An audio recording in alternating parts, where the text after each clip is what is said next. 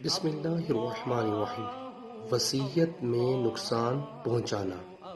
حضرت ابو سرمہ رضی اللہ عنہ کہتے ہیں کہ رسول اللہ صلی اللہ علیہ وسلم نے فرمایا، جس نے کسی کو نقصان پہنچایا اللہ اسے نقصان پہنچائے گا، اور جس نے کسی کو مشقت میں ڈالا اللہ اسے مشقت میں ڈالے گا۔